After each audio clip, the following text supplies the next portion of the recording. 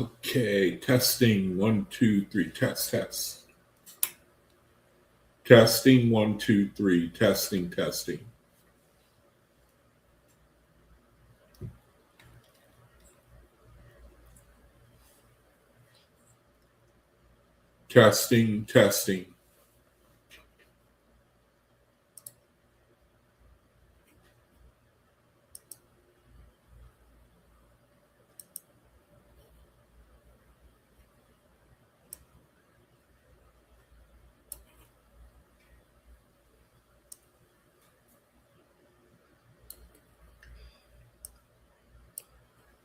Okay, thank you for joining me. I'm a little late. I just got back from an appointment.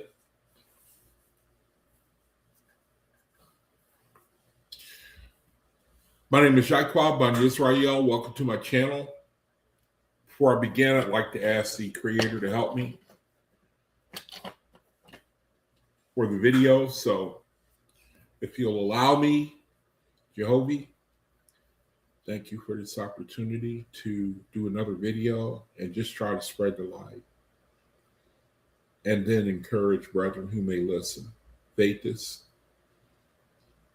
Jehovah, I ask for an anointing on the things that I say, that I can speak with clarity, understanding, wisdom. Jehovah, I ask for words to speak to help brethren redeem the time while we're in this reality on the earth. Jehovah, I ask that for brethren who have concerns, who have needs, that you would use me to help in whatever way I can to help anyone who is in need of any charity or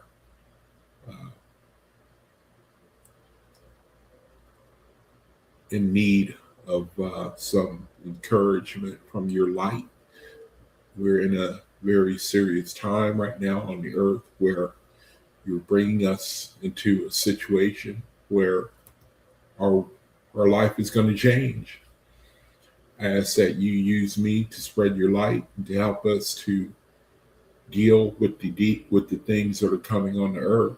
I know there's a purpose behind it, and I know it's for the good of all mankind. So, Jehovah, I just ask that you use this channel to do your will, and that you strengthen me and help me in any way possible to help me do this video.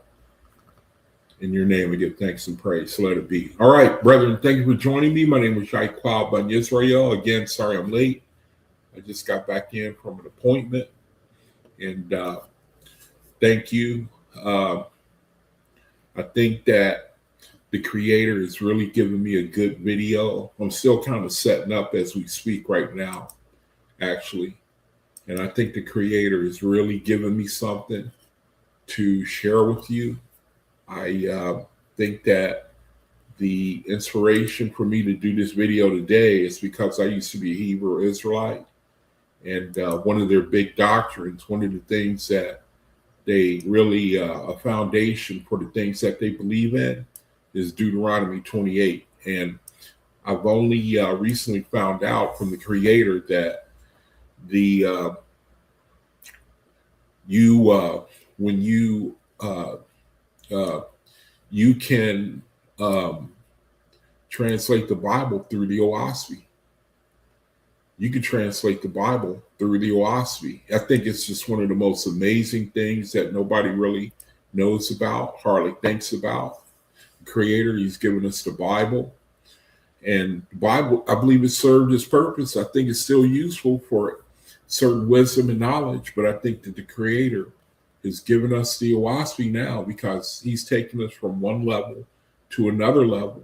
And the bittersweet thing about it is that he doesn't force people to come along to elevate. It's got to be by choice. It's 100% by choice to come into this newest revelation, um, the Oahspe, it's 100% by choice. The Creator, He waits. It's really a beautiful thing because He waits for people to evolve naturally. When they desire that they know that there's something better in life than religion and stagnation. They just know that there's more to what we have seen, what we have, known while on the earth. It's a natural progression. And the Creator, He basically waits for a person to get to that point. Wait for you to get to that point where you want to know more about your spirituality, your whatever it is that's forever. The Creator, He puts that in each one of us, and He just wait on you to get to that point. And when you're good and ready, and then along comes the Oahspe in our day and age. So it's a beautiful thing, man, that nobody ultimately is left behind. Ultimately, nobody is left behind so far as evolving. I mean, we're just, I know I'm not saying anything new to brethren when I say that our reality is only a small, one second.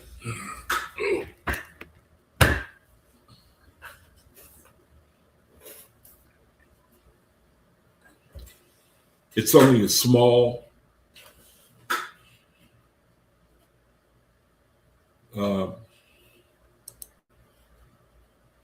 that our reality. Oh, I'm trying to do something with my screen here. That our reality, our time, on the earth and is only a small part of the whole of eternity. Let's see, just won't act right.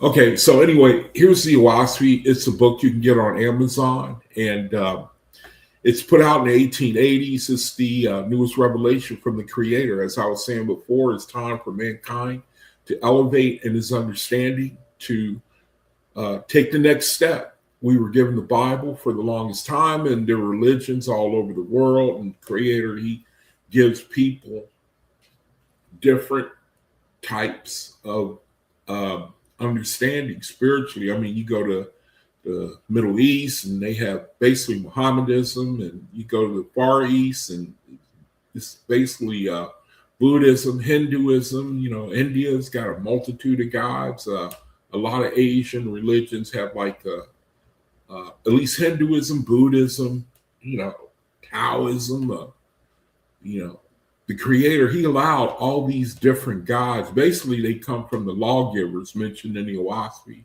There are like 7 or 8 lawgivers that the Creator gave the world, and religions basically stem from them.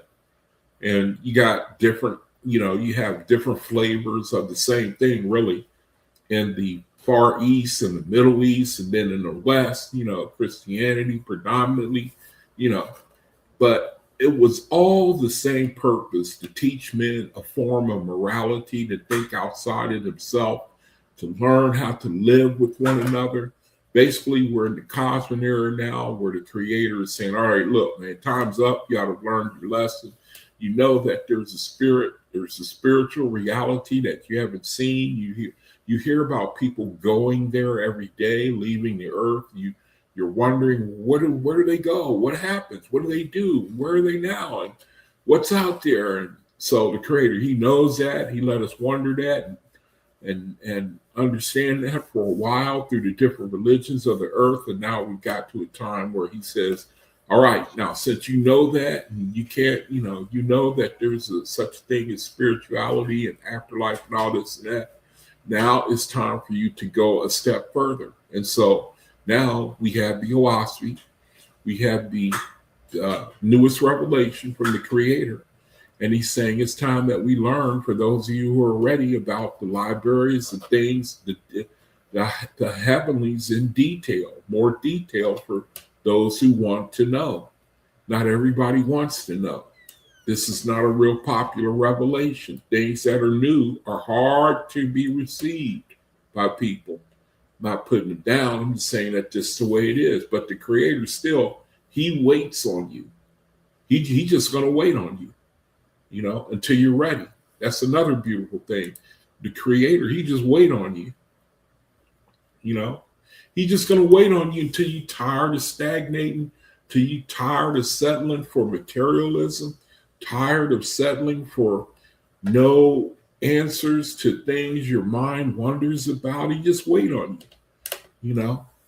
He is going to outweigh you either here on the earth or in spirituality. The Creator is just going to wait on you. And in the world, people, they think they could reform somebody by damaging, by punishing them endlessly, and and we don't, the Creator, that's not His way. I wanted to share something that I learned that I thought was interesting. I want to share something real quick. Let me go to the website that I usually go to introduce people to who we are, the Faithists. I learned something. I was reading Oahspe, man, and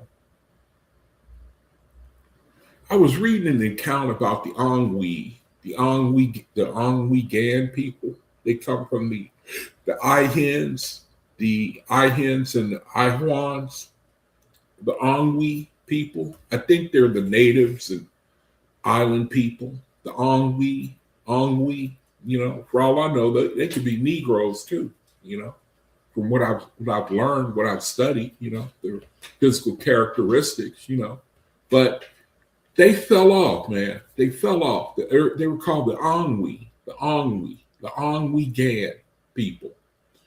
And they fell off because the lower gods that came down, they taught them the, lower heaven wisdom, and then they fell away from Jehovah that way. And the Creator, He made a statement. He said that even though they fell off and they, the lower gods influenced them, He said even He was going to turn that situation around, meaning they fell, but the Creator was going to turn that to their favor somehow. The fact that the Oahspe, they had fallen, and the Creator said, I'm going to take how they fell and turn it around for their salvation. Now, I was thinking today, same thing, probably the same thing today.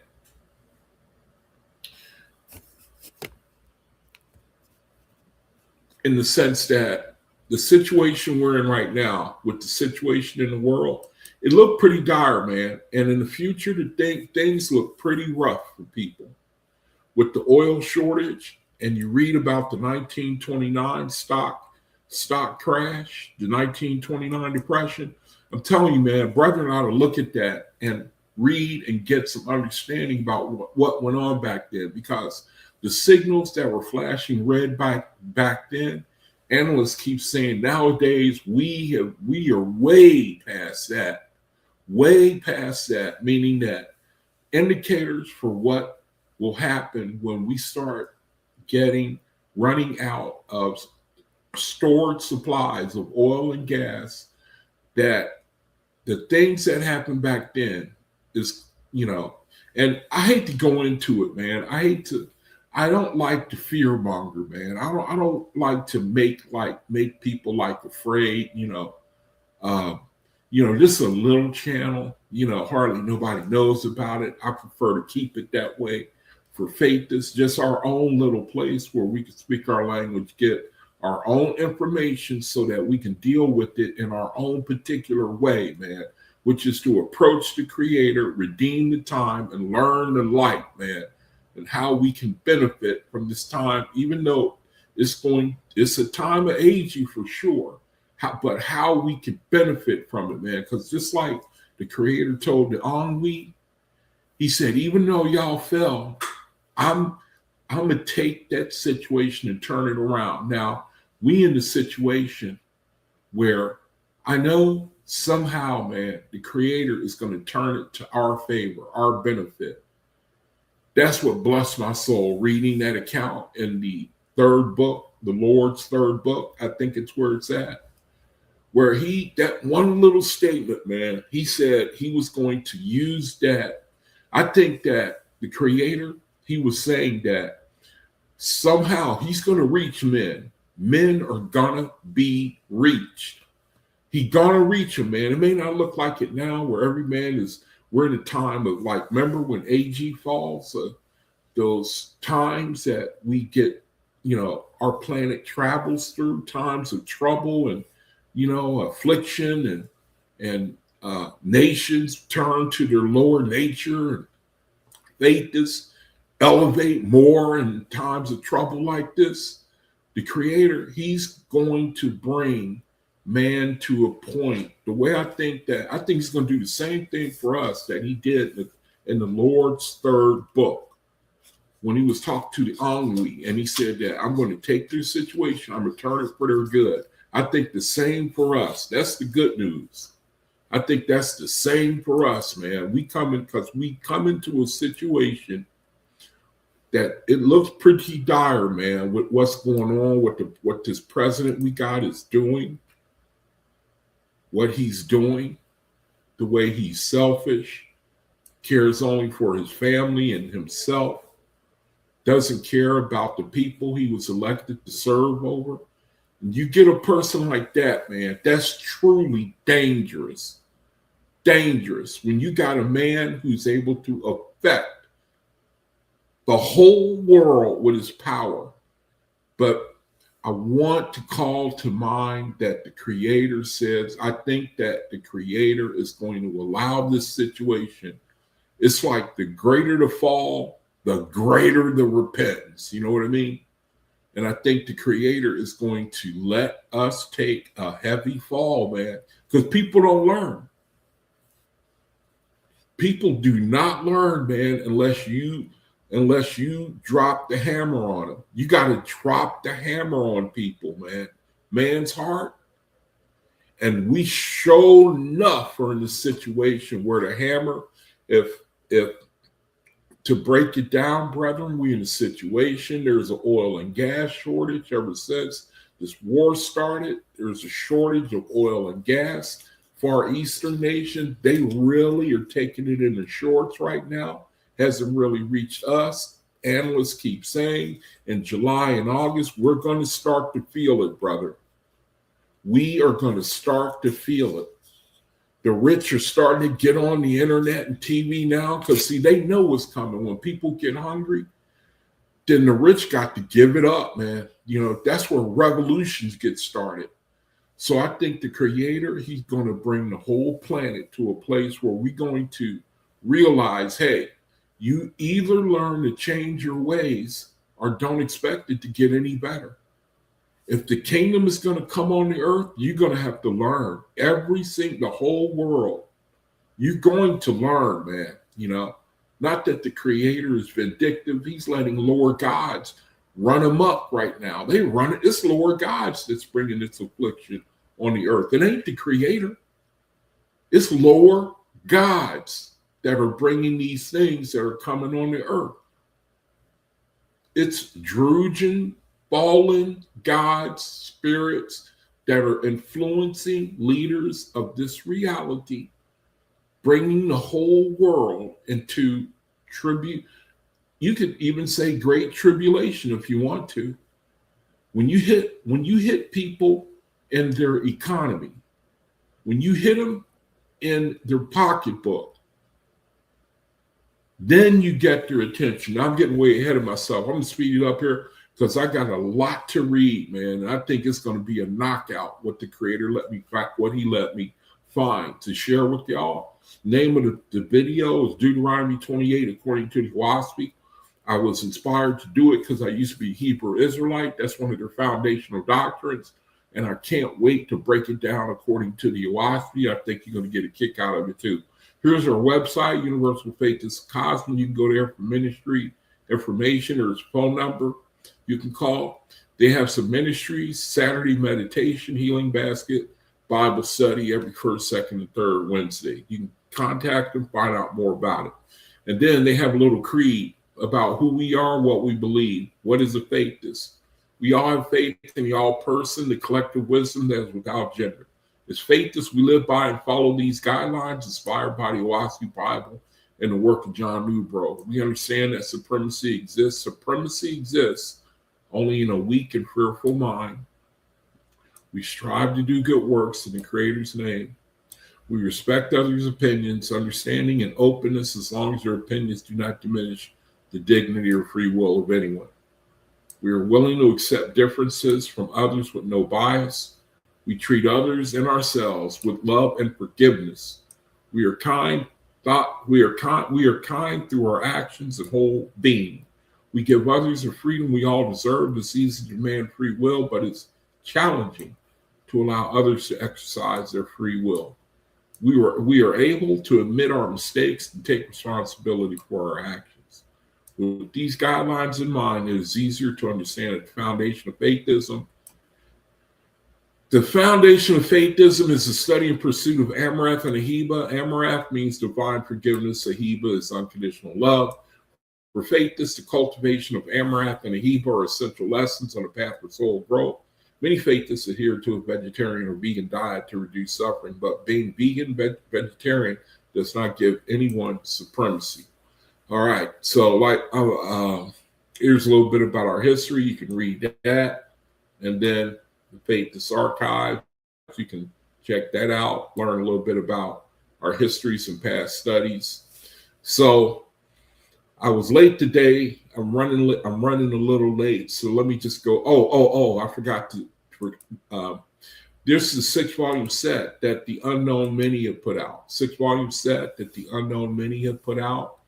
There's a brother who wants to learn a little bit more about the Oahspe. This is a volume, a supplement to the Oahspe. Is constructed in a way to grab your attention by subject matter and verse matter. So contact me if you want a 6-volume set. I'll send it to you for free. Just contact me. I'll send it to you for free. Just don't take advantage of me. You can get it on Amazon if you want. And it's really helpful. It's a supplement to the Oahspe. It's meant for people with short attention spans. Contact me. I send it to you for free. If you're a little short, you can't get it on Amazon. All right. Now, the study. The name of the video is Deuteronomy 28, according to the Oahspe. So let's look at that real fast, because I got a lot that I want to read. Actually, I'm going to read Deuteronomy 28. And then I've got some studies on what are spots. What are spots according to the Oahspe? What are spots? Or not spots, knots. Knots. What are knots? Very interesting, because you brother know right now, at this very moment, over in Saudi Arabia, they have what's called the Hajj going on in Mecca, where they walk around the I forget what they call it, the structure in Mecca over there. They walk around it 7 times. And every time I see that, it makes me think of what the Oahspe calls a knot.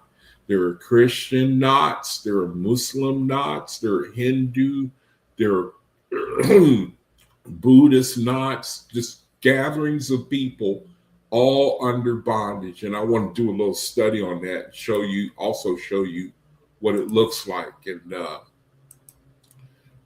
it's really amazing thing that the Creator, he describes these types of fellowships, these types of religions as knots. And then I'm going to read Reaping, something I found in Radiance Anthology. And Radiance Anthology is something called Reaping, I think you're going to like. So I got to move fast here because it's a lot to study, man. It's a lot to look at, and I think you're going to really like it. So let me see if I can get to it.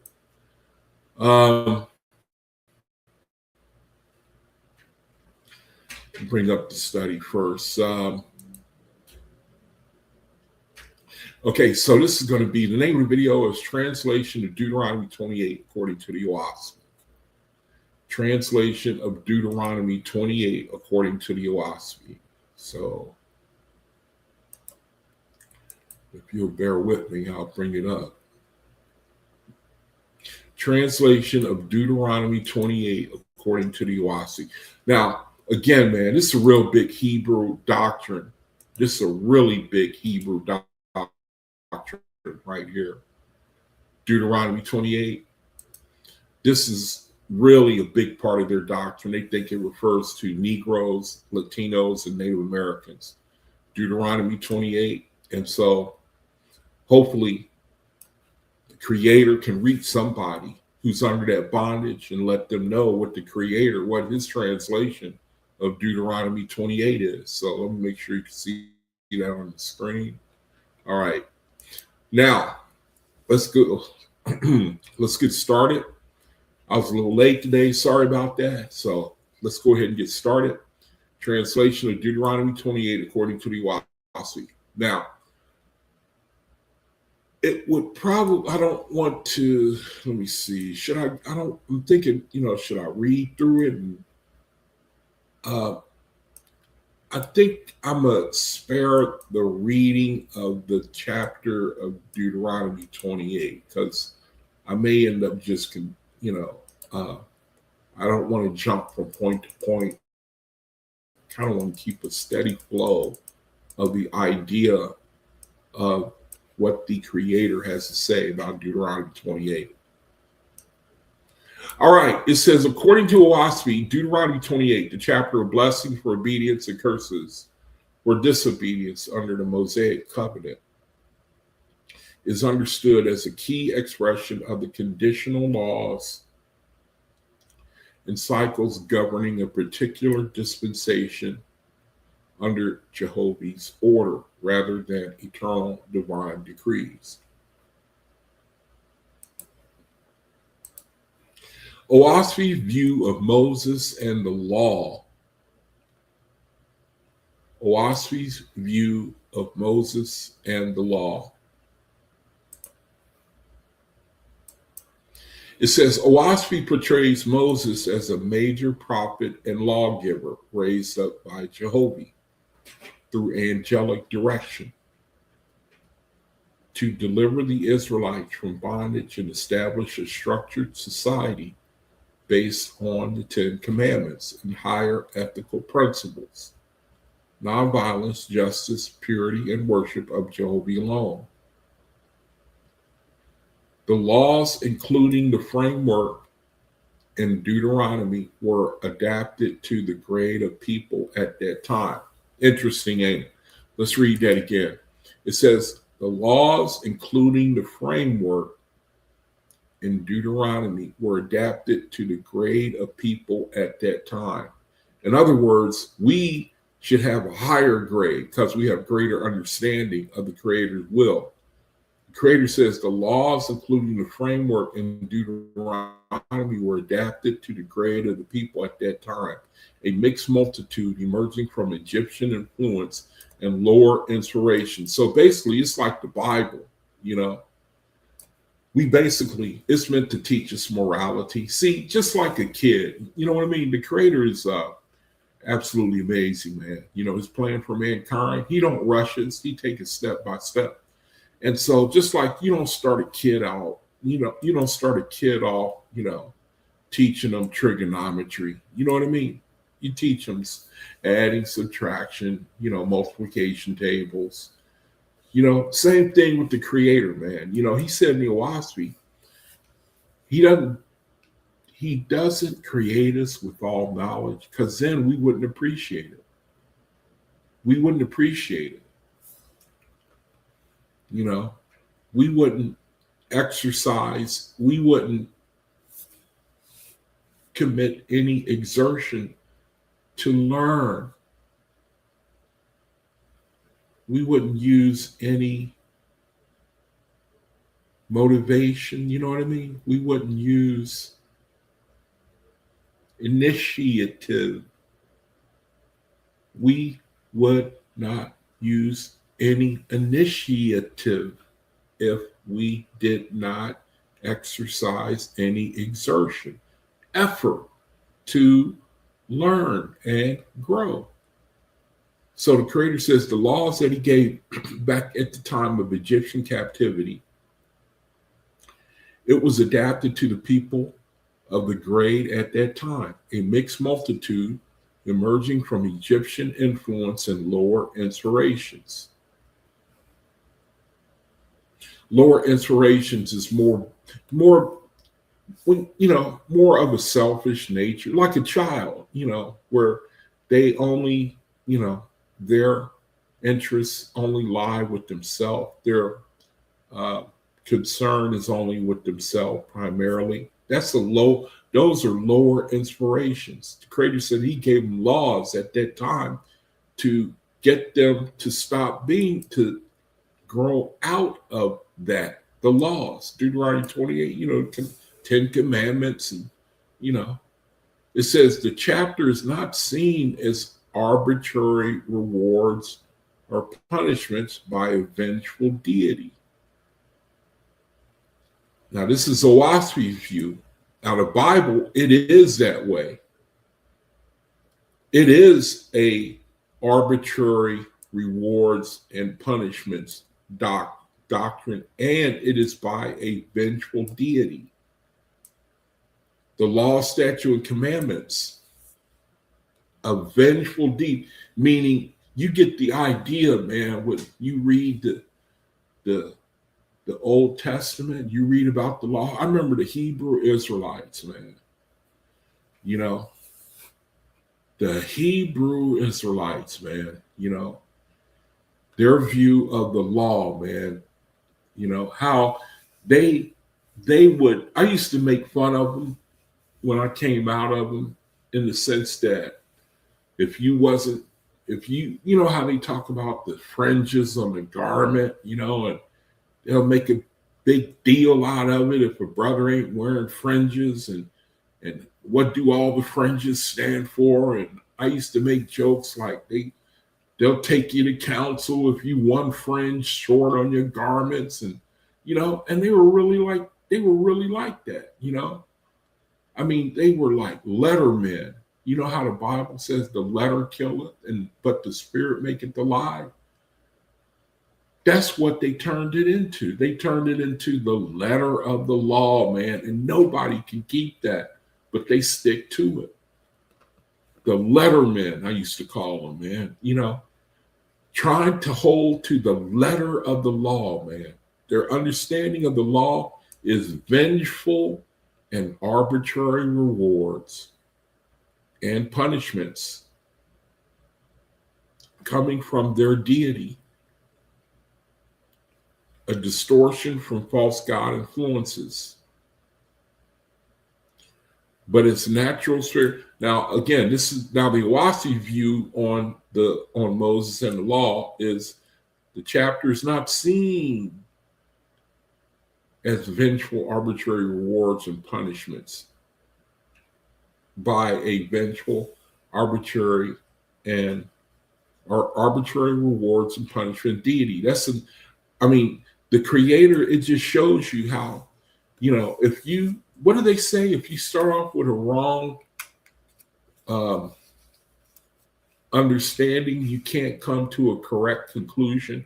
The moment that you conclude that the law is talking about punitive and, real, it's when you start off, man, with your view of the Creator being someone who keeps score of the things you do right and the things you do wrong, already you off.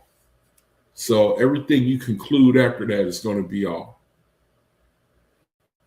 The chapter is not seen. Deuteronomy 28, in the Creator's eyes, it is not seen as by a vengeful arbitrary rewards,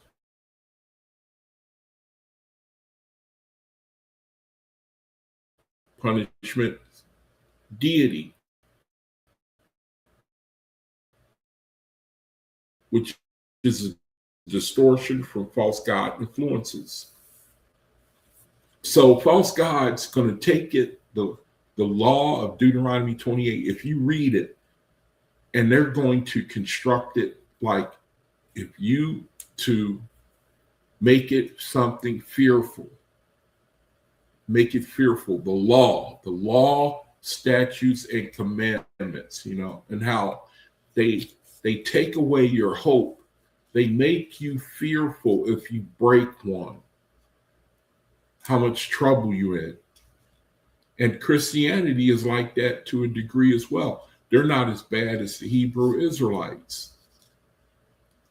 The Creator, he doesn't condone that mindset of the law set. The Creator does not condone the mindset that the law, statute, commandments are out to get you. He never condoned that. He simply lays out consequences for your free will. That's what Deuteronomy 20, that's the mindset it should be taken in. But false gods take it, they hijack it and make you afraid. If you don't do this, if you don't do that, and they know that you can't keep it perfectly. That was a whole Christian argument in the first, second, third century. They was always having councils on it, and Martin Luther and the 98, whatever that he nailed to the Catholic door, and what Protestantism is. And this argument has been in the world forever, man. False gods getting men to question whether or not they can keep the law. The Creator was never like that. He simply is telling you, hey, these are consequences so that you can decide. So you can decide. You decide. The chapter Deuteronomy 28 is not seen by vengeful, arbitrary rewards, punishments, deity. A distortion from false god influences. False gods want you to feel afraid. But as the Creator, the Creator wants you to see the law, statute, and commandments as natural, spiritual, and material consequences of alignment or misalignment with the highest light. Remember we talked about the vortex? The vortex is a invisible spiritual force. Hold on one second. I have to do something. Hold on.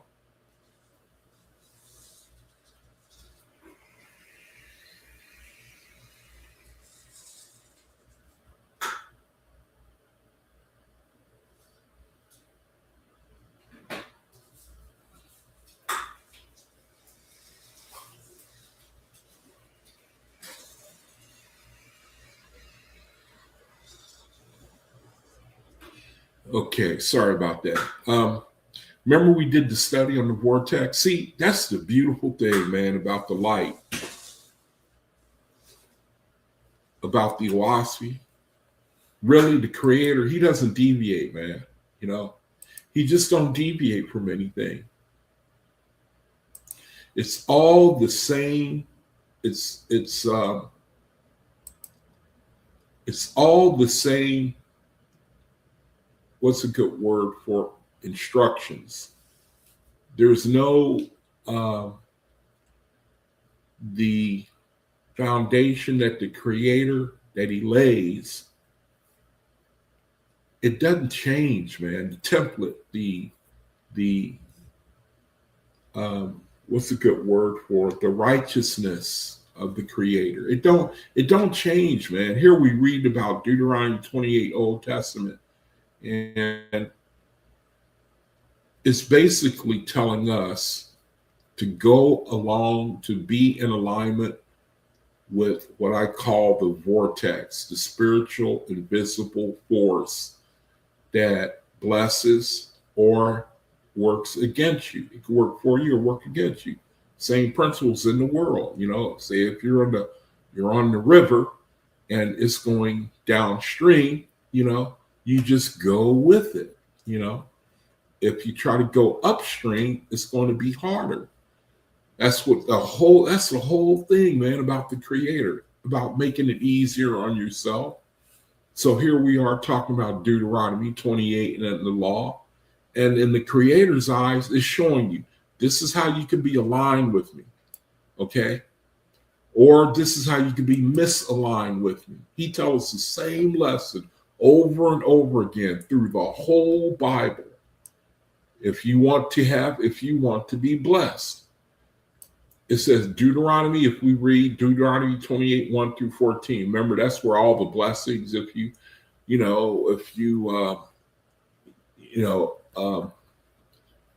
could read it. I don't.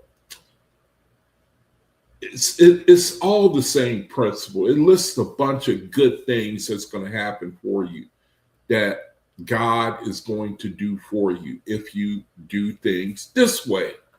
Just to sum it up, verses 1 to 14 tell you all the good things, that you'll be blessed going into the city, you'll be blessed going out of the city,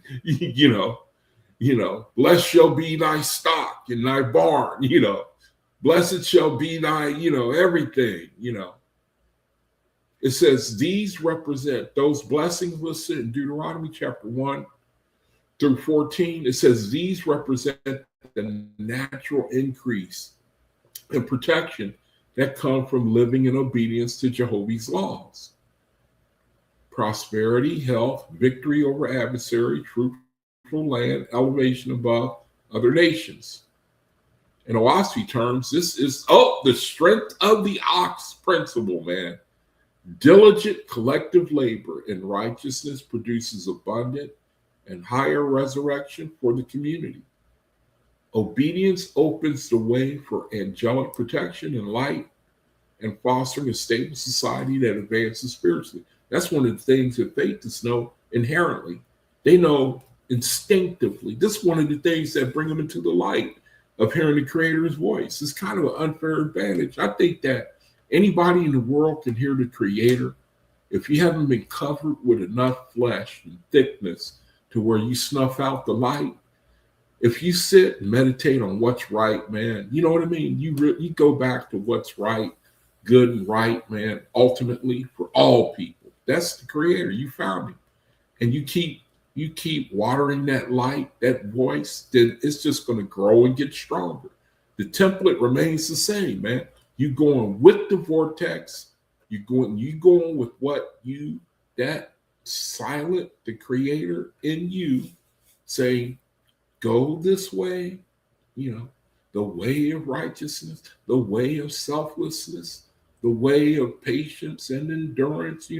We've heard about it forever, but it hasn't changed, man. You go with the flow, and these spiritual benefits follow you. Follow you. It's the same lesson. The whole Oahspe, man, is the same lesson over and over again. Obedience opens the way for angelic protection and light, fostering a stable society, and that advances spiritually. It basically being selfless, learning. One thing I have learned, man, one thing I'm really learning, man, as a middle 60-something-year-old man, my flavor of the Oahspe, one thing I'm really learning, man, is learn to overcome the self. Learn to overcome the self. Learn to overcome the flesh. Learn to overcome the desires of the flesh, which never end. See, that's what makes this time so important. Because when you cut off people's way of life, with the oil and gas shortages, what the Creator it seems that he's doing, he's teaching us to stop being so selfish as a nation, as a world, as a globe of people under the governments of men. And it's like sometimes you got to take the candy from a baby. You got to take, or they'll eat too much and make themselves sick. I'm just trying to use a simple analogy for the situation we in. Simple analogy, man. in order for us to learn and grow, man, we have to learn. We have to learn to take off our own. What's a good word for self? Um, uh, self. I don't want to say desires, although that fits. Selfishness. I don't. That fits too, but I want a more powerful word. Or self-concern. That'll work, but it's not as good as I want to. Seems to be another word in my mind that I can't think of right now. We have to learn. We have to learn to be selfless. We have to learn to break from the desire to be concerned only for ourselves at the expense of our brother. And now we in a situation where it seems like that's exactly the Creator. He sends us through aging as a correction, a corrective measure, mainly for lower vibrations. You fake this when we in times like this, it should cause your spiritual grade to elevate even more. Aging, falling aging, it has a opposite. What's a good word for polarizing? Is polarizing a good word? It either will cause a brother, a faithist, it'll cause their vibration to raise even higher. But it will lower, say you get a brother or sister operating on a lower vibration, it's going to lower theirs.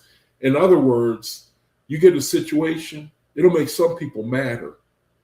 It'll make them even madder. It'll bring out more of the worst in them. Say like something bad happens and then, they get upset and angry and want to fight. And then something else happens. It's like it snowballs, and the more it snowballs, you just get lower and lower. You just get angry and angrier, But then there are brethren, who things happen, and at some point they break, man. They break, and it causes them to consider where's God in all this. Some people start asking those questions. Brethren who are already spiritually enlightened, they realize, hey, the Creator He's got me going through something. It's a challenge, and the challenge is to not get into my own self, but to see how I can, identify with other brethren who have it worse than me, or, the situation is here to help me to elevate, to ascend, to resurrect myself. Their perspective is different. The perspective means everything in the world, man. Perspective of a brother or sister, man, your perspective is what I'm learning is what it's all about, man.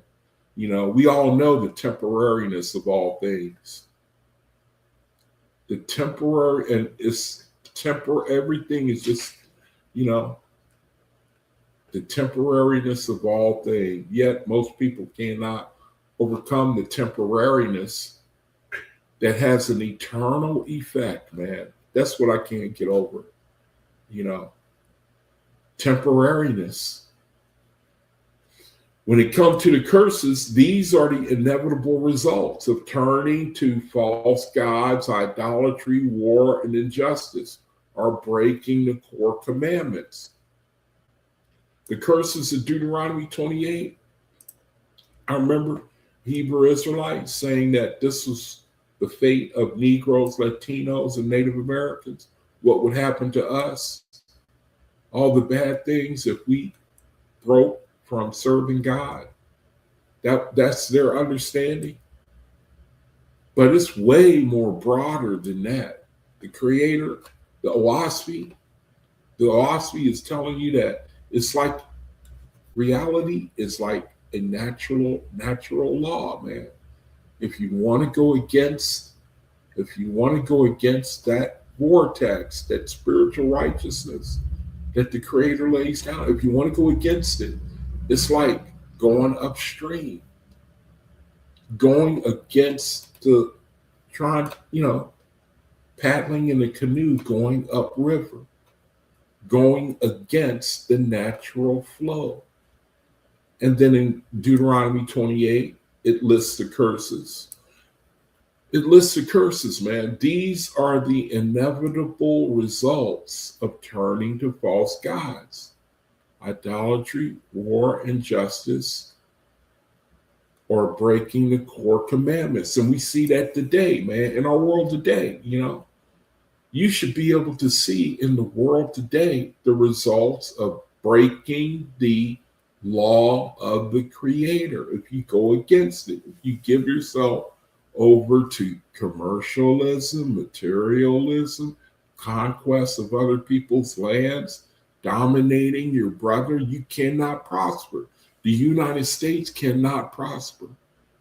They cannot prosper, man, and they'll never know why they can't, because as the days go on, see, we got a leadership, man, that is really hurting the whole world. And we're going to feel it, man. I'm sorry to have to keep saying that. We're going to feel it. We're going to, when you see, man, when things start disappearing from the grocery store shelves, you know what I mean? You go to the store and there ain't the store, there's nothing on the shelves. You know what I mean? See, the world, you can't get their attention, man, any other way. I'm sorry to have to say that, man. You don't get the world's attention. See, the curses, man, the inevitable result of turning to false God. We are a world of false gods. Remember the study I mentioned the other day, 60% of Americans are Christians. That's just America. Now, there's some light at the end of the tunnel because there are things happening that are making people turn to faithism.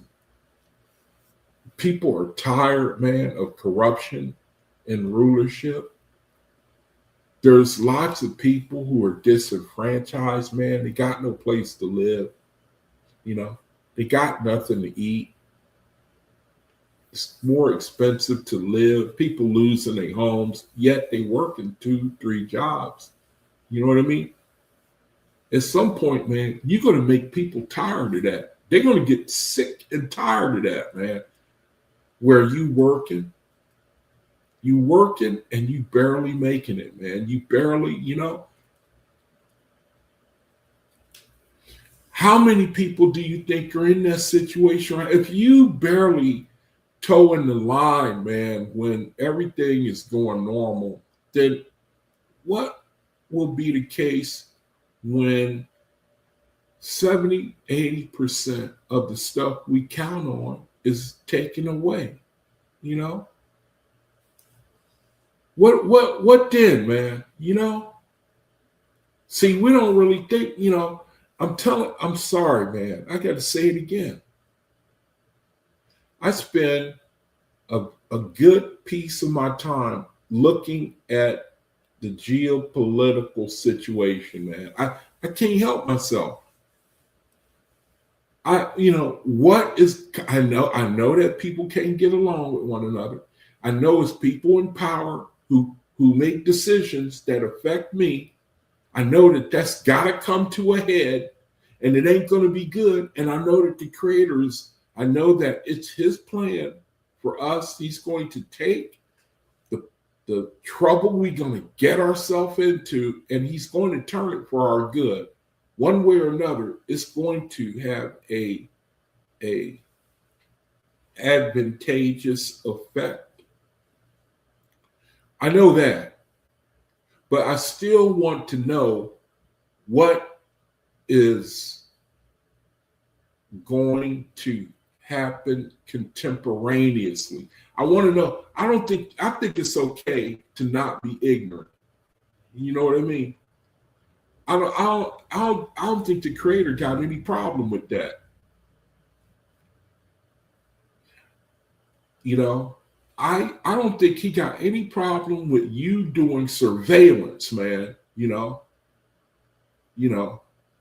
being on the lookout so that you can prepare yourself, so that you can begin to sit down and come up with a plan and think, man, like, hey, look, these people ruling over me, they getting ready to bring trouble.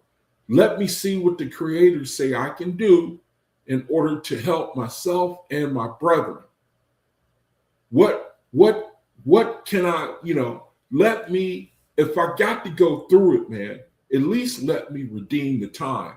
Okay? If I can't get around it, I can't get under it, I can't go over it. If I got to go through it, man, at least let me redeem the time. At least, if I'm going to go down, let me go down swinging. To me, that makes sense, man. I ain't going to be in this situation forever. We are, as faithists, we ought to know that. July and August, they say that we're going to start feeling it. See? Now, if we looked at if I did a little study on the Great Depression, and again, man, I ain't trying to scare nobody. But even I got enough sense to know that the world runs on oil and gas, and that the byproducts that come from that stuff is a good chunk of our whole reality, and that when you take that away, that means that life as we known it is going to change. See? So I think the creator, I think he want faithists to learn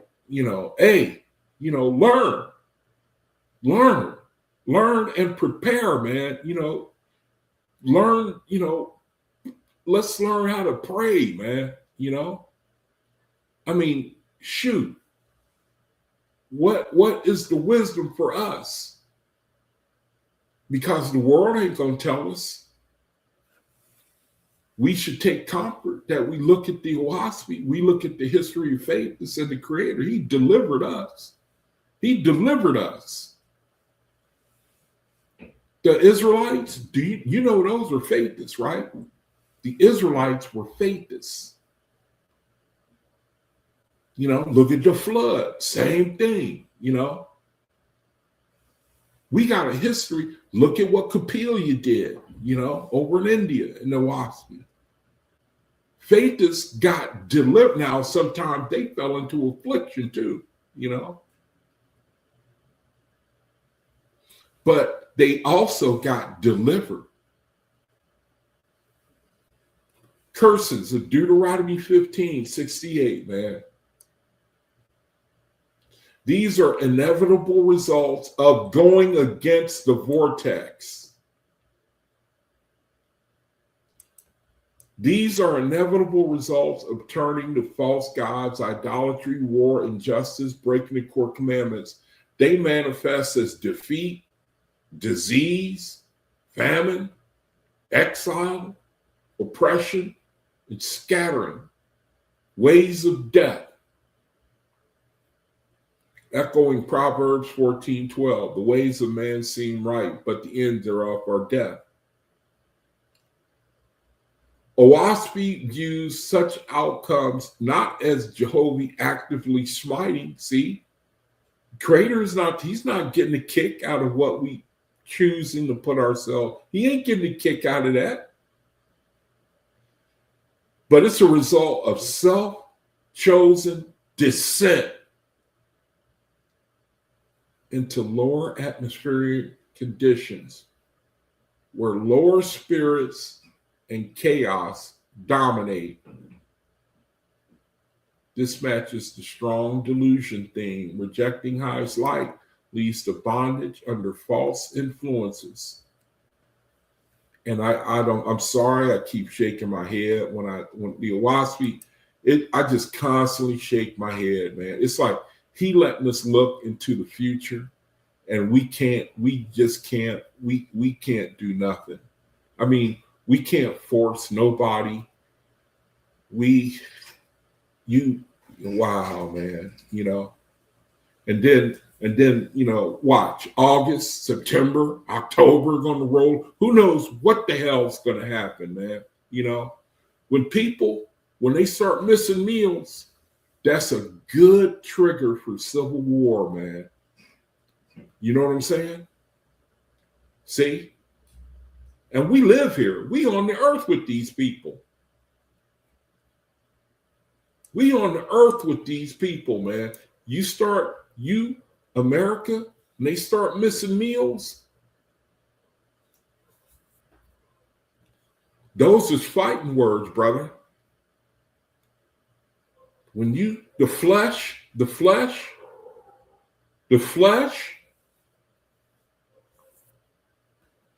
cycles and dispensations. Deuteronomy 28 fits the old cycle, pre-cosmic.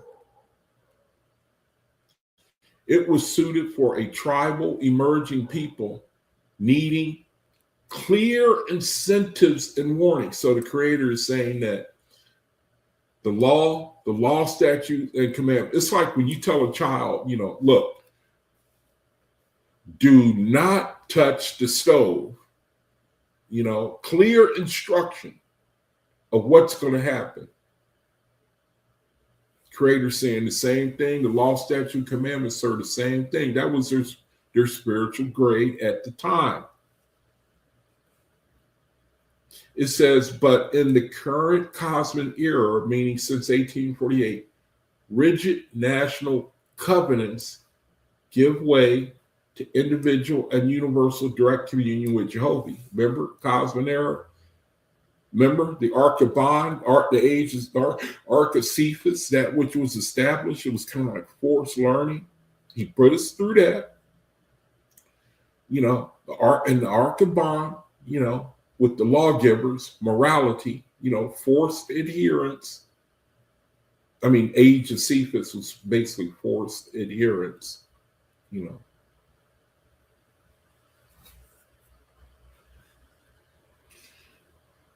in exchange for the cosmic era, where the Creator is saying, okay, now you've been instructed to what spirituality is, you have you see what it means to worship, to have some sort of discipline,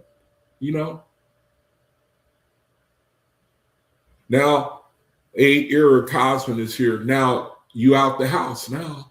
Now you out of the house, you have to, blaze your own trail now, direct communion with Jehovah.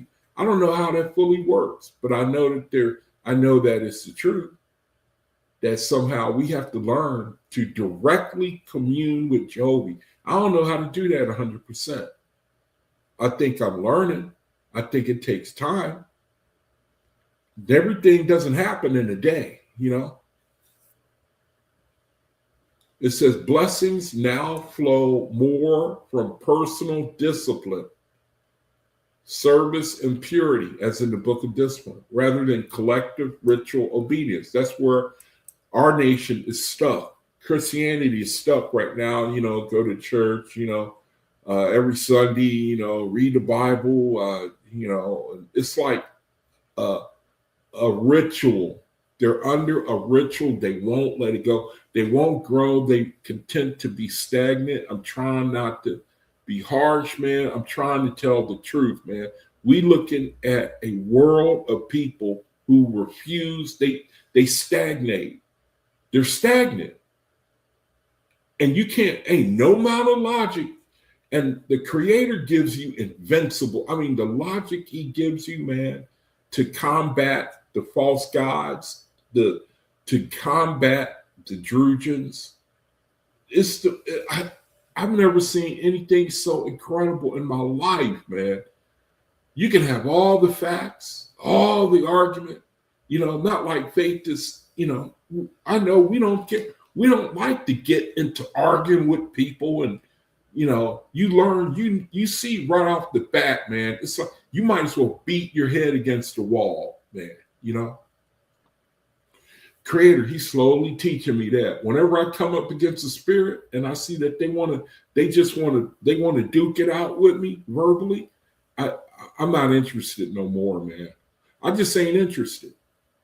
I am not interested, man, because men like to show how much they know. It's an aphrodisiac, man. It's very intoxicating, to deal with the Drugians. They want to get you in there, start boxing with them, and, get you in under that vibration, got you going 15 rounds. And then at the end of the fight, you ain't even got nowhere with them.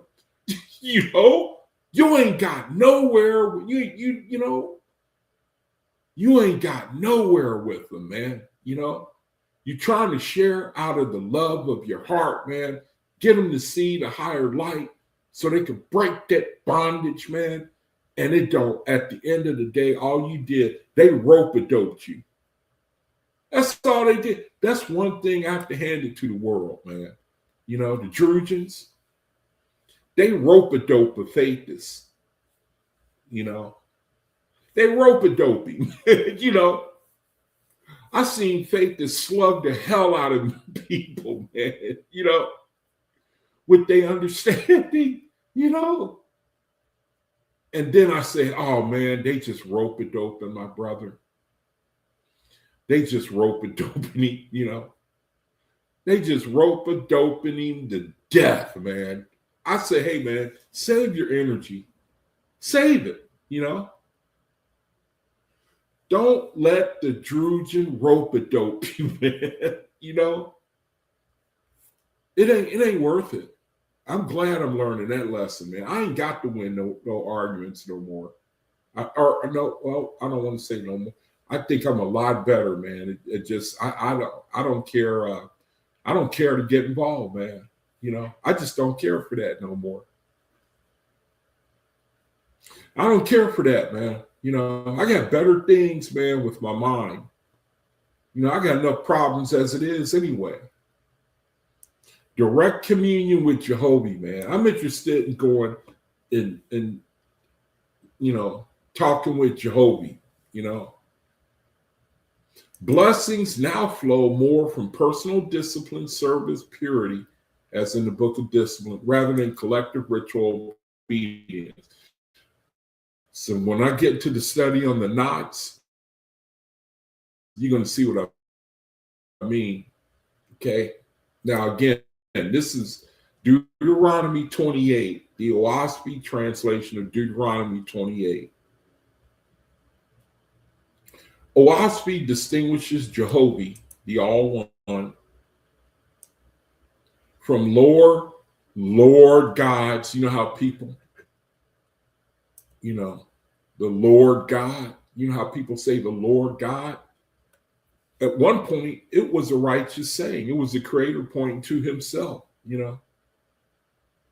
until it got hijacked. Anahajah, I think it was Anahajah, hijacked it, made it a worshipful term for false gods. The Lord God, the whole world now, the Lord God, the Lord God, the Lord God. And what they mean, they talking about Jesus Christ, Lord God,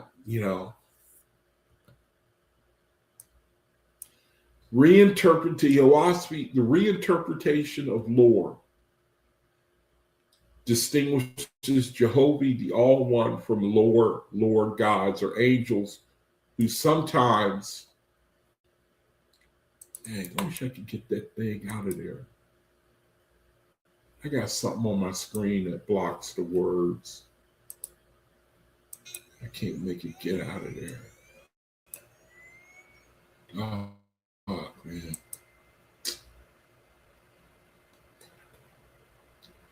The reinterpretation of Lord distinguishes Jehovah, the All One, from Lord. gods or angels who sometimes tired or inspired or distorted laws. Much of the harsh tone in Deuteronomy, much of the harsh tone in Deuteronomy reflects later editorial influences or lower inspirations. But the core principle, obedience to light brings life, disobedience brings regression, remains valid. So here it's saying that, and I can subscribe to this.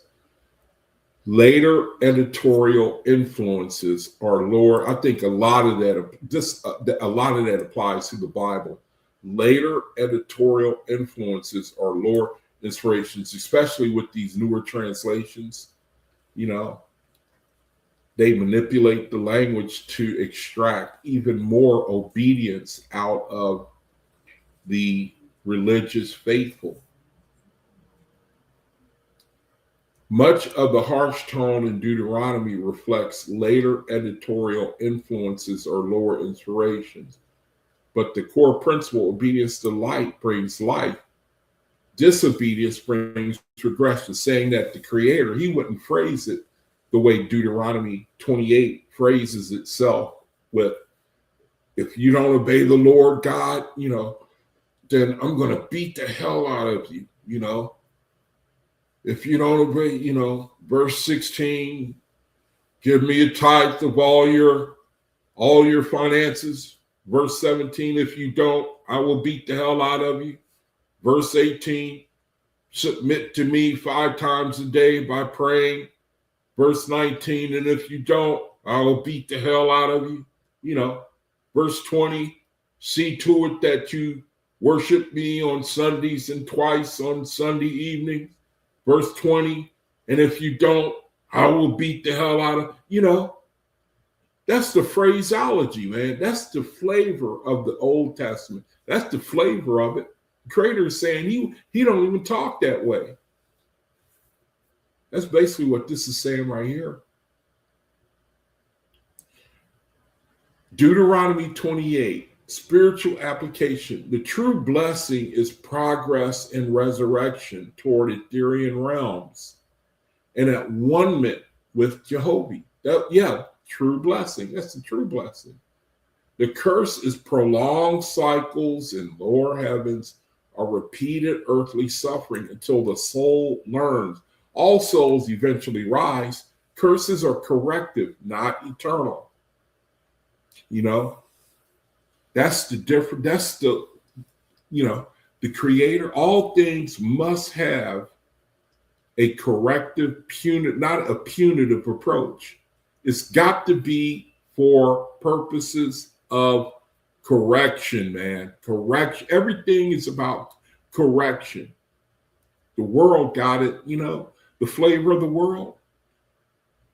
You can only correct somebody by beating the hell out of them. See, that goes back to that study I was doing that I forgot to expound on earlier. You got to change your mind. You got to change your mind. You, the Creator, what he do, remember we studied the presidents, the afterlife of Donald Trump, and really I was looking at all like leaders who send men to war and die. The Creator, he don't get them in the spiritual. And then, he beat the hell out of them. Do you know that these leaders, they go into the spiritual and they get taught. And at some point, see, the Creator, he know how to break you. He know how to make you sorry, man. I remember that sister that came in, she used to come in here and she was telling the story. There's evidently some movie, some video where one dude, he could do all the wrong he wanted, and then somebody else had to suffer for it. All the wrong he did, somebody else had to suffer. It was another dude that had to suffer for it. To me, that sounded spiritual. That was a good, that sounded spiritual to me. you know, because at some point, man, you're not going to want to see somebody else pay for what you did. You're not going to want to see that. See, like even with Christianity, they'll take that deal, you know. You mean somebody, paid for it all to him I owe, sin it left the crimson stain, he washed it white as snow. Do you know what that translates to the world? Well, shoot then, brother, I'm getting busy then, man. He paid for it, It's on his bill. You charge him. Now, that's a good deal, man. Christianity is a good deal, man. You mean I can do all this and they don't get charged to me? Nuh-uh, not with the Creator. It only makes sense. He turned you around, but first, he make it to where you, the way, from what I understand, reading Oahspe, the Creator, he changed you're going to do the repenting. You're going to be honestly sorry, man. When we go into the spiritual, we see things now a little more clearer from the Creator's point of view. We can judge ourselves a little more clearly from the Creator's point of view. So you get people like presidents and leaders who start wars, and then they go into the afterlife. They see themselves. They say, like, do you mean I did that? You're kidding, right? You mean I did that? Yeah, you did. You the one that caused that. Look what happened to that family over there. You see that? You did. Oh man, please. I am true. Hey man, look here. I am truly sorry. I'm truly sorry, man. I mean, the Creator, from what I understand from reading Oahspe, he don't like beat the hell out of you, man. He get it to where you change your mind. You want to make it right, man, from your own free will. You want to correct whatever it is that you want to correct it now. That's what the world don't know.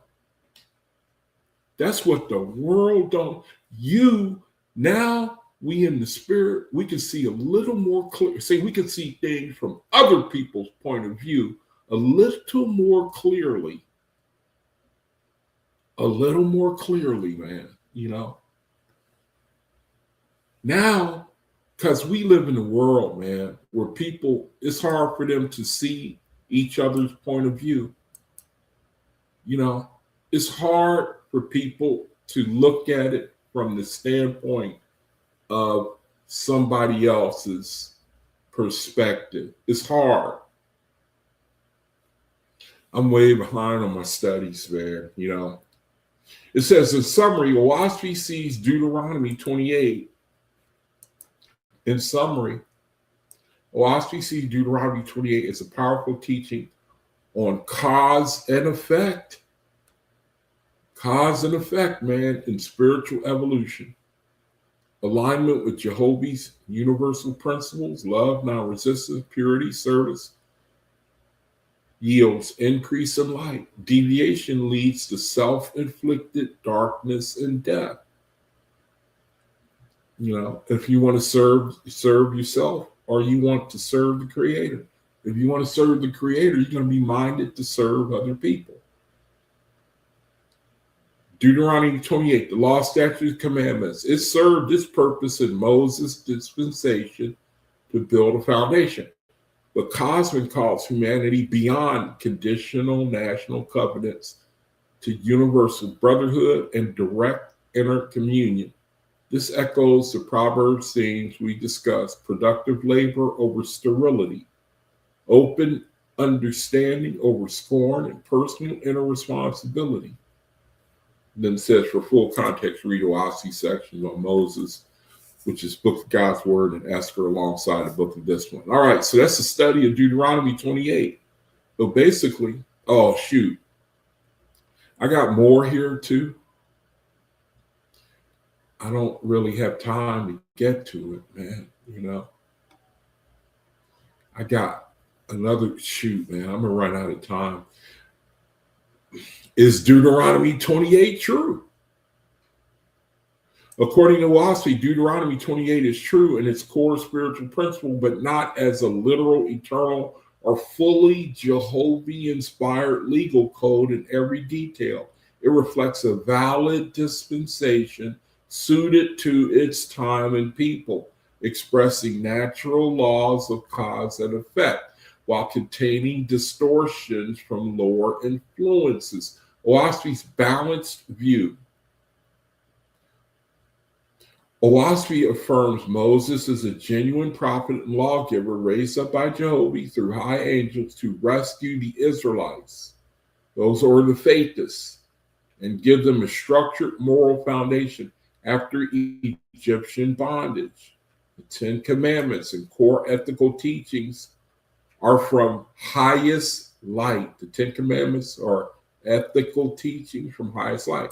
Much of the detailed law, including the elaborate blessings, cursings framework, was adapted to the grade of the people, a mixed, still relatively underdeveloped multitude needing strong incentives, warnings, and external rule. So if you want, you can read the rest of this. I want to get to the other studies. You can read the rest of this. Basically, it's saying that it was for the spiritual grade of the people at that time.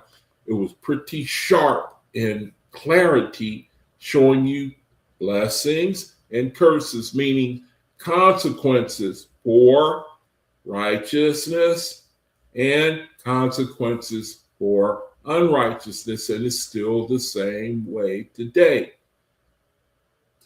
Aligning with the Creator, learning the Creator, learning the will of the Creator, going with the vortex, that spiritual invisible energy, going with it. It works like science, like law, like the same scientific principles also work spiritually, man. If you want to be in the earth, if you want to lessen the affliction and trouble, if you want to avoid unnecessary travails, then go with the flow.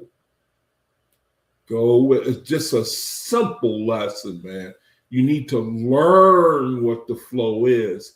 And ultimately, that flow is learning to outgrow yourself.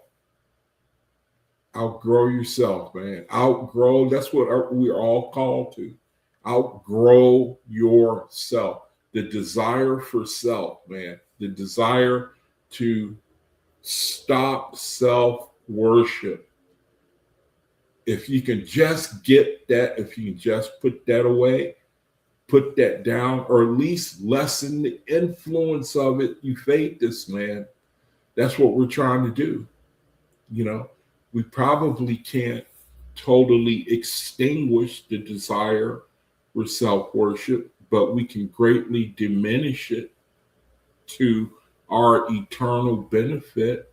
We got the knowledge, so that puts you way ahead of the earth. I think it's amazing, man.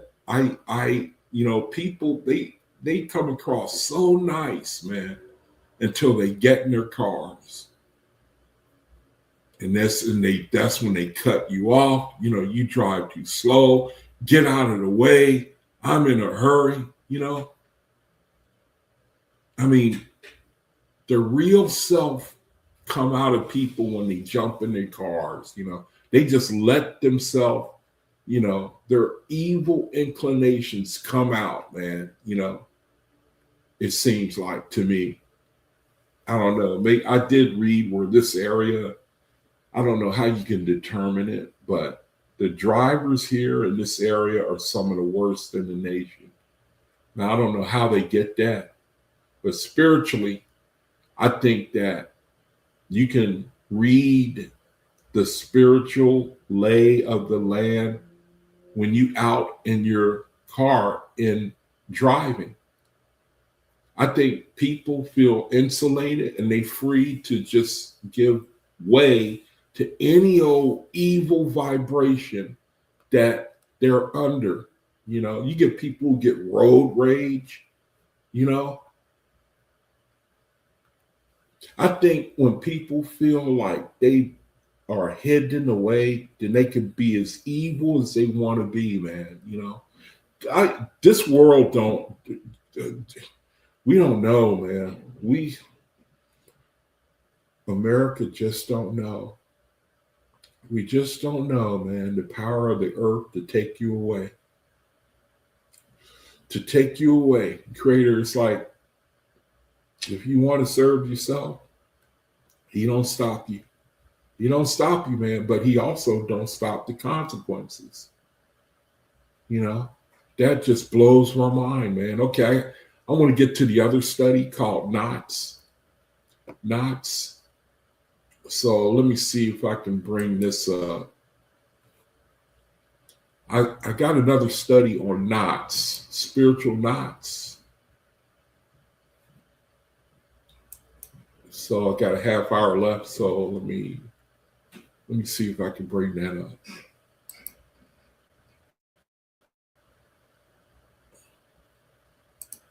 I don't know if I'm gonna be able to get to Radiance Anthology.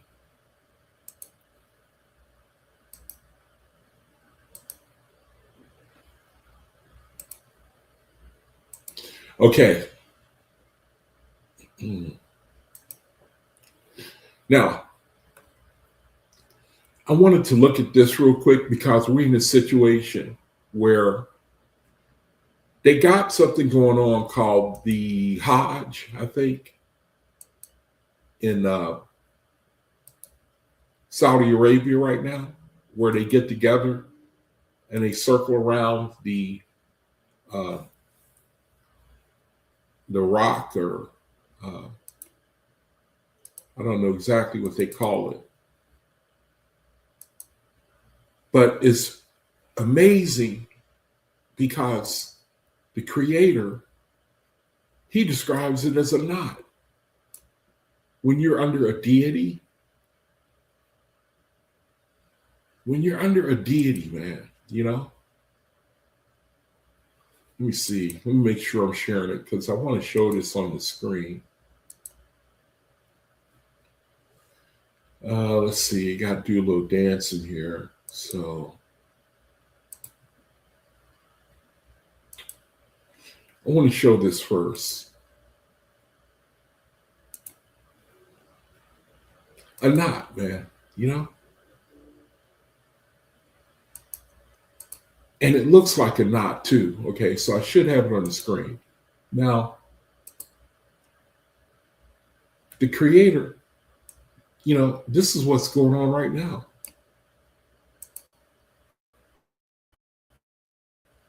And he calls it a knot, man. Look at that. Look at all those people. Look at that, man. He calls it a knot. So you got the same thing in the spiritual. These people, they leave the earth and then they go to a knot in the spiritual.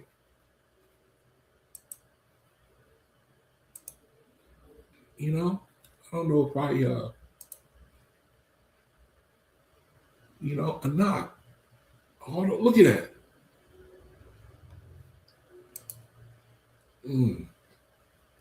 A knot.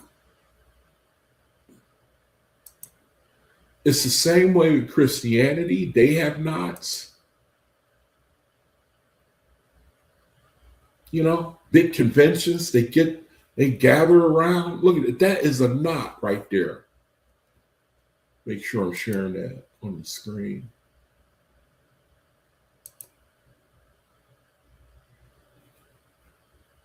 So I want to talk a little bit about that because it's one way, man, that the Oahspe, the creator, is really, he makes things clear, man. You know, he makes things really clear.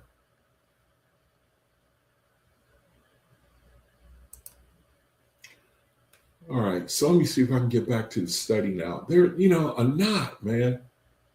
People gathered around a deity, a knot. All right, let me see if I can get back to the study now and then let me read about what the creator says about a knot, about knots.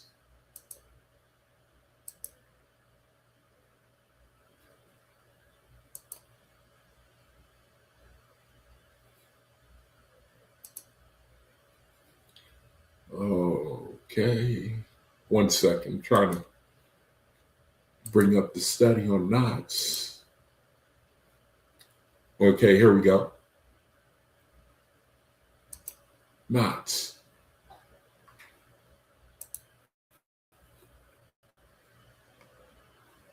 In Oahspe, knots refer to dense, chaotic masses of millions or billions of low-grade spirits, druids, who in panic and terror cling desperately to a central false leader or god, forming an immovable hellish tangle.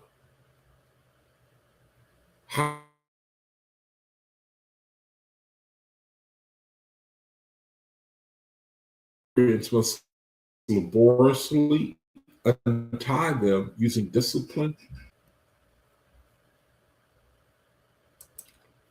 Main causes. Oh, trying to my screen here. Trying to edit while I'm reading. Main causes, knots.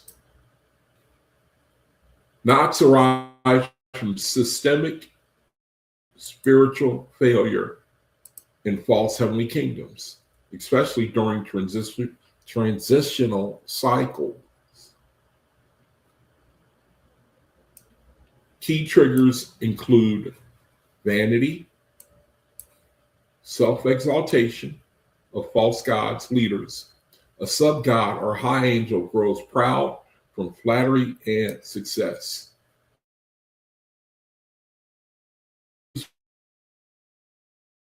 Faith in Jehovah,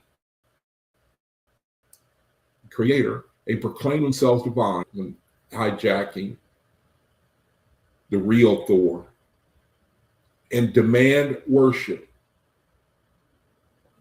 This is the core of the prominent knot in the book of Bragapati, chapter 28, around Oahspe, who called himself Thor. His initial realm seemed prosperous, but collapsed under his ego. It's amazing, ain't it? False gods, man, you know, with ego. And it's the same way today, man. Leaders who are the leaders, people ruling over, I don't want to be specific in this case. I wanted to make the point that ego it's very prominent in our nation today. Ego, and what I mean by that is the service. We are in a situation where we're ruled over by men who are strong. They have very strong ego. In other words, people who are self-important rule over us, at least in America, prominently in America.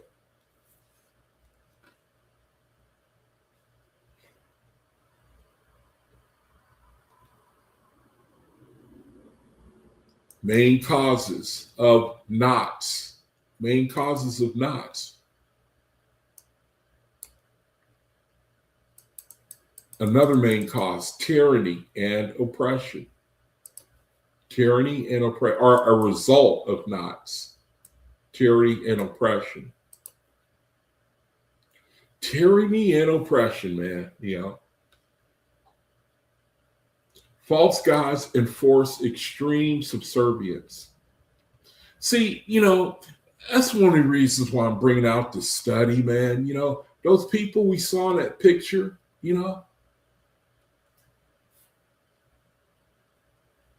they don't know what they're heading for. They have no clue. They making trips to this Black Rock, man. Think, evidently the story behind it is Muhammad. He made a pilgrimage to Mecca, and he circled he did what they're doing, circled the rock, or I don't know. It's, the legend is that he came and he somehow he did what they're doing now. They're replaying or reenacting something that the Prophet Muhammad did.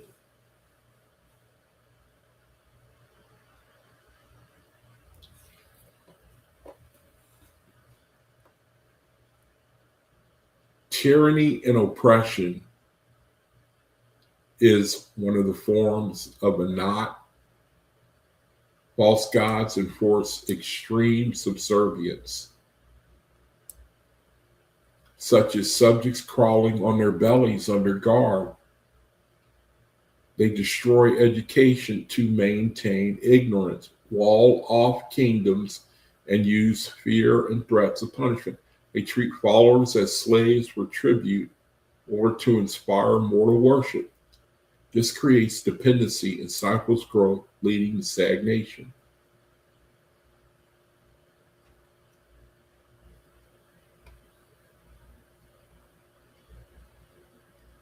Denial of Jehovah.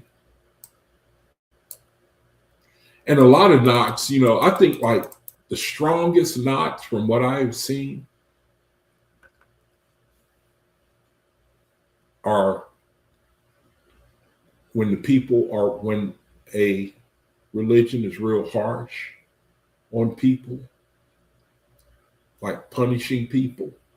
It seems to make people more dedicated to their God.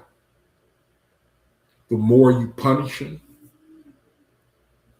it's like that's a weird thing in the human mind.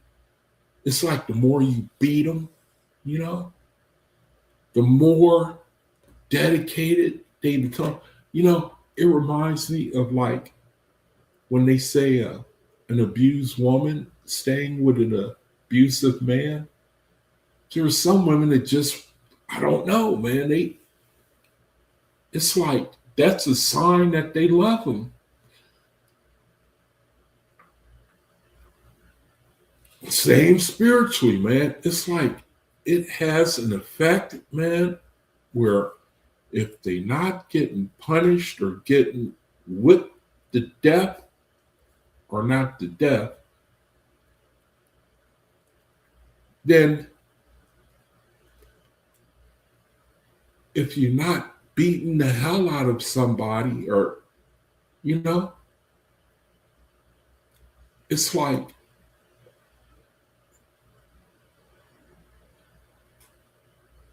it has an effect to make people even more, it brings them into even more bondage. False gods enforce extreme subservience. Subjects crawling on bellies under guard.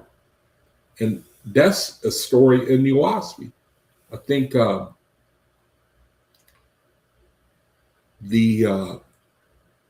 it mentions a couple of gods who made people, they had to crawl on their belly, to be able to look at their throne from far away. And I remember reading one story where they had to crawl on their belly for a long, long way.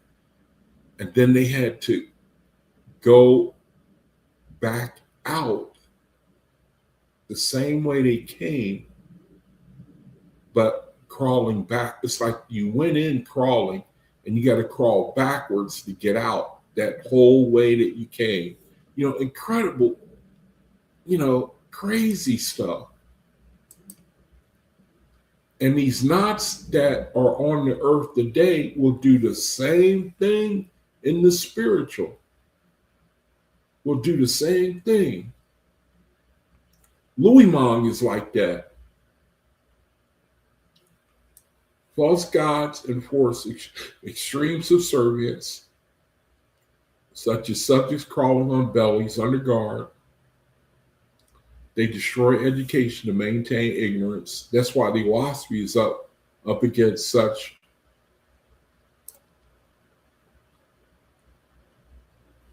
a lot of resistance right now.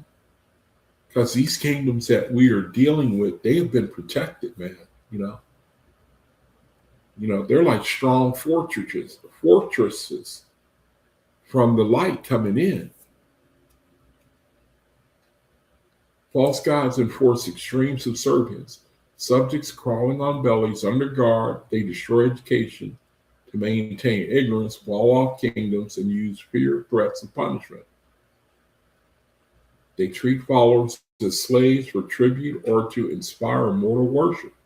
This creates dependency, stifles growth, leading to stagnation, denial of Jehovah, cult of personality.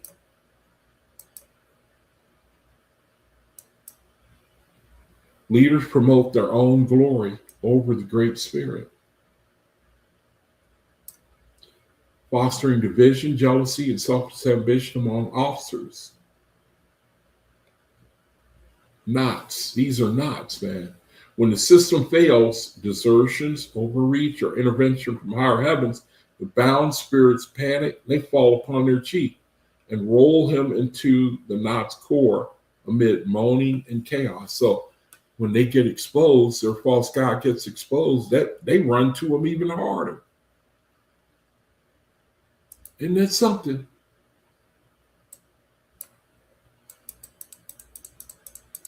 The human psyche, man. Knots. One of the reasons for knots is collective fear and ignorance. Collective fear and ignorance. Long-conditioned drudges, lacking faith or knowledge, react with terror when illusions shatter. Their desperate clinging prevents escape or ascent, amplifying the knot. Similar patterns appear with other false gods. Deus and Anuhaja, the Book of Wars against Jehovah.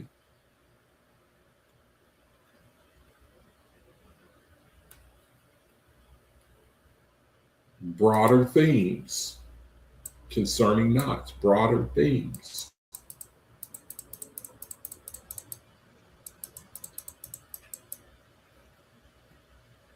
Broader themes. Knots illustrate Oahspe's warnings about idolatry, false worship, and separation from Jehovah. They contrast with the orderly progress under true gods, who labor to deliver and educate spirits. Higher beings like Pragbati and Hoab routinely untie them as part of cosmic cycles, restoring order, teaching faith in the Creator.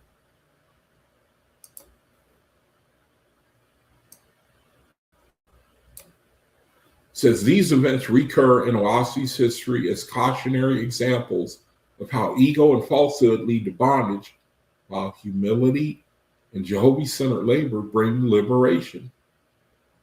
And then this gives a couple of references. For primary accounts, read Pragbati, chapters 27, 29.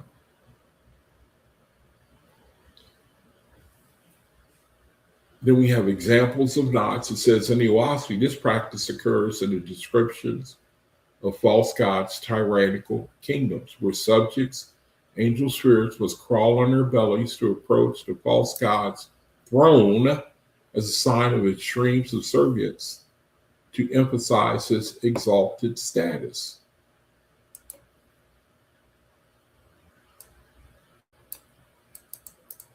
Primary reference.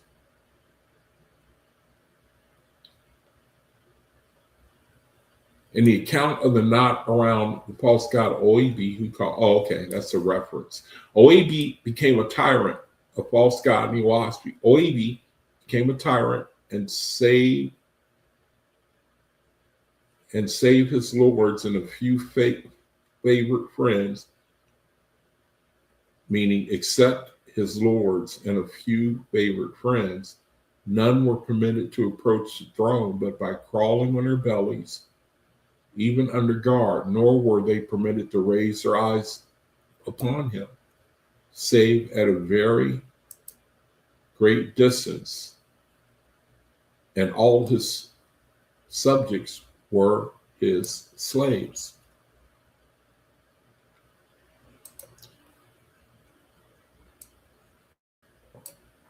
This is part of Turby the Messenger's explanation of how Oahspe's vanity led to tyranny, ignorance, fear, and eventually the massive knot of Druges.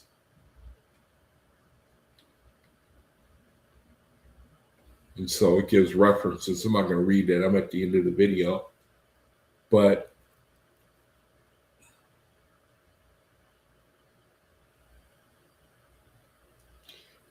jump down to how are knots untied? Knots are untied through highly organized, disciplined labor by skilled Etherian hosts under a leader like Hoab, a disciple of Fragapati. The process requires millions of workers and combines force, structure, mercy, and gradual restoration. And then it gives a step-by-step method of how knots are untied. Step-by-step method.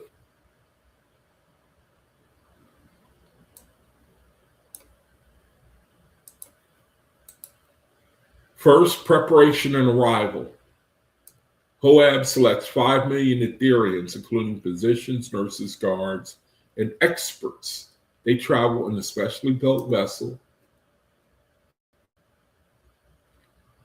A goddess, Ariun, guides them upon arrival. They assess the chaotic and moaning mountain. So an account in Oahspe concerning Oahspe, a false god who said he was Thor, and how a knot is broken up, a step-by-step breakdown of how a knot is untied in the Oahspe. Containment. So they prepare, they arrive, they contain it,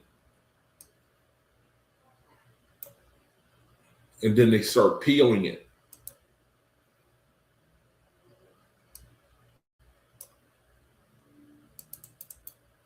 Attackers thrust fire lamps into the faces of outer Druges to break their panic grip. Light and mild burning, stifling, overcoming fear. They seize and hurl the released spirits backward in a rapid chain caught by seconds. Pass through guarded alleyways formed by facing rows of workers. So you got a big knot, man, you know? You got a big knot. You got a line of Etherians. They approach the knot. They just start grabbing people. It's like they hand them backwards, hand them backwards, hand them back, hand them backwards, hand them backwards. Speed is critical.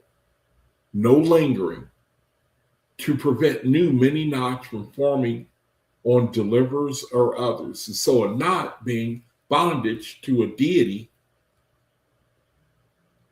they got to grab these people and they might become bound to the people who grab them.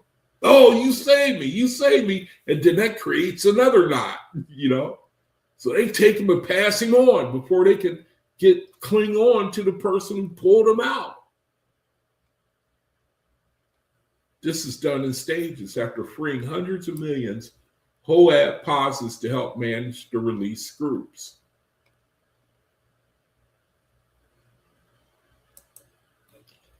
Managing the delivered. Managing the delivered.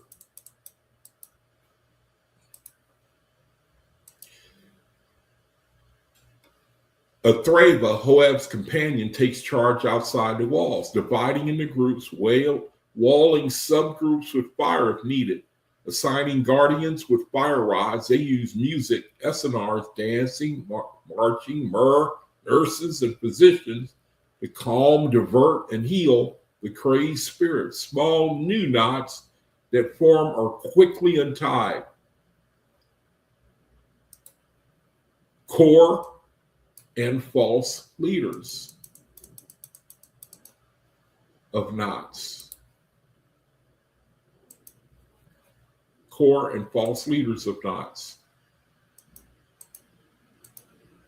At the center, they reach Oahspe. So this is the account of Oahspe, but it's true for all knots. At the center, they reach Oahspe, Thor, Oahspe claiming to be Thor, and his lords, also crazed and bound in jewels, symbols of their false kingdoms.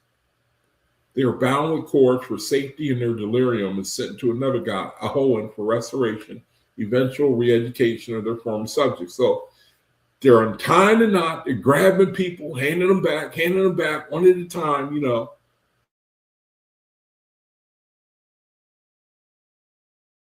And then they get to the center, and then in one account, one of the false gods, he's I forget who it is, Pharaoh.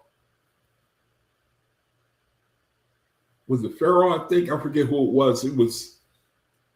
He was crazed, saying, "I'm not the creator," or "I am not Jehovah," or something like that. His followers, they were clinging to him. So you got a man in the middle of a stadium full of people. Things are happening. They're afraid. They rush the leader. They hold on to him. He won't let him go. They got him in the middle. They're afraid. They're looking at him for answers. And it drives the leader crazy because he knows he's not who he claimed to be.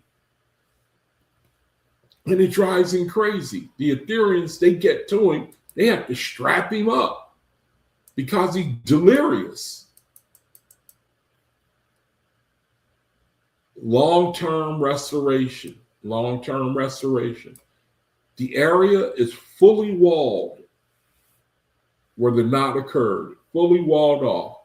Drudges are divided into thousands of groups, subjective, temporary, imaginary, meaning subjective. Drudges are divided into thousands of groups. Imaginary, temporary bodies are provided so they stop clinging to each other. Teachers, governors, nurses, and physicians work for over 100 days with discipline, education, and progressive restoration of sanity and faith in Jehovah. Many imagine themselves as kings, priests in these subjective states. Okay.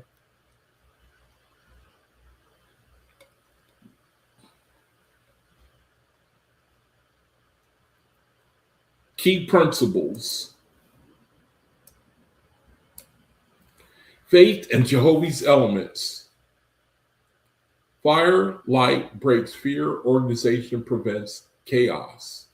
Gradualism. Pauses to stabilize release groups, reducing deliverers as more are freed. I don't know what that firelight is. I don't know how that works, firelight. No shortcuts. Dangerous work. One mistake creates new knots. Similar methods appear elsewhere in the book of Lincoln. Okay, it says so. This confirms deliverance. This deliverance illustrates Oahspe's themes. Higher beings labor patiently to free souls from the consequences of false worship, vanity, fear, restoring them to Jehovah's light. So we got a knot, man. We got the Ethereans have to come, prepare, arrive, contain that knot, start peeling it, separate the delivered, manage them, grab the false leaders, strap them up, they delirious, calm them down, start teaching them, wall off the place where the knot was. And I don't read anything where, I mean, I know that it's a picture of what's going on in the spiritual.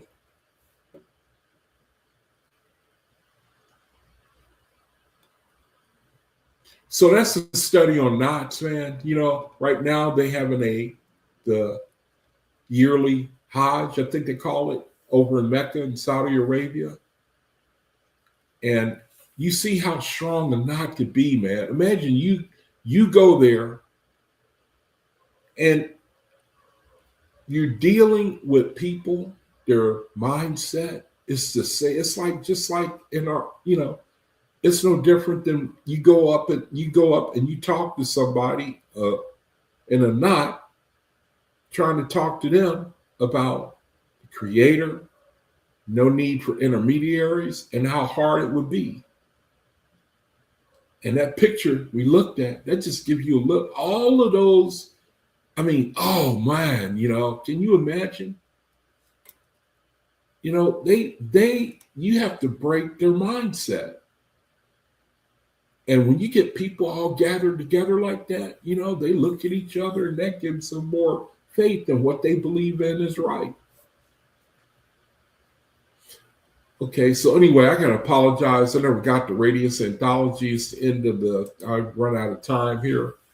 But hopefully I can get to it next time, you know. I just, you know, the Oahspe, the create, I mean, you know, what can you say, man? You know, what can you say, man? We have been really, I mean, what, you know, the creator has done for Faithist to show us these things. And, you know,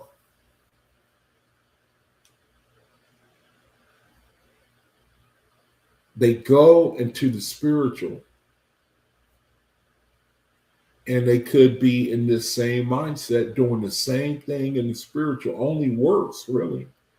I mean, correct me if I'm wrong, man. You know, the creator is showing us things that they could be doing for generations.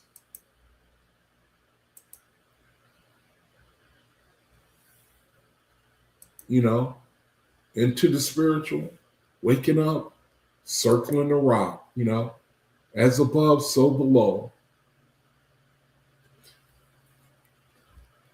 Anyway, that's a study on knots, man. That's a study on Deuteronomy 28. So let me, if anybody wants me to drop the link, you know, just type 1 in the chat. I'll drop the link if you wanted to come on and say something. If not, then I'm going to go ahead and close the video. Let me say this, that if there's a brother or sister in need of charity, you know, just get a hold of me, man. Just contact me. You know, again, I want to emphasize that we're under a situation where I keep hearing analysts. I listen to what the analysts have to say about the coming months, especially. You know, these are people who watch the oil reserves, how much a nation produces, how much they send out, and how much, you know, the condition. You know, another thing that I don't really be talking about that indicates which way we're going is they talk about the bond markets. I won't, you know, try to break those down. It can be kind of difficult, but when you have a bond market, it has a certain rate it usually stays at. And if it goes up, that means that a nation or a country, they've got to borrow money, and this is the price that they've got to pay in order to borrow money. And if a bond goes up, that's the more you got to pay to borrow to pay bills. And if you have a shortage of oil and gas, then that makes the price of everything go up. That means that people, nations, governments, they have to borrow money, meaning the bonds that they issue, meaning they'll pay you this much more back if they can borrow the money now. The amount goes up. See, it's like a perfect storm that we're going through right now. It's like a perfect storm that's not really, it doesn't really have an effect right now. I keep harping on it because, brethren, I just pray that the impact of what we're ready to go through, that it resonates with you, and that we have to decide how we will deal with these things in our own way. I don't know what that means. I think that I know one thing, that I know that we have to approach the Creator. I don't think I have to tell anybody that. I think you already know, but I think that we're getting brought to a place where the world is going to learn to quit if we don't learn to serve one another, we don't learn to stop the worship of ourself and self-importance and that we're being brought to a time where our minds, the Creator is going to change the mind of the Uzzians. And that's the only way that our minds are going to change, is we have to be touched in order for the kingdom to come, man, So anyway, brethren, that's the end of the video. Thank you for joining me, and contact me if you're interested in the 6-volume set. And also, if there's anything that I can, that you would like me to cover here on the video, like I want to remind anybody listening again that if you have a need for charity, to just contact me privately, or someone that's going to be in need of charity, contact me privately, and by all means let me know so that I can use this little platform, and really not this platform, but really the Creator, and get the situation dealt with. So, brethren, thank you for joining me. Jehovah, thank you for this video. And I ask for wisdom for my brethren and our individual situation that we're going to be going through in the world today. And I just ask that we get wisdom and strength, and that we can redeem the time while we're here on the earth. That we can use the time to increase the knowledge of the light everywhere we turn, everywhere you send us. So, Jehovah, thank you. Just pray for our brethren who are really having it worse than we are over here in the Western Hemisphere, or brethren scattered all over the world today who are probably really struggling right now. And so, Jehovah, thank you once again for this opportunity to try to be a light while I'm in this reality. And thank you in your name, so let it be.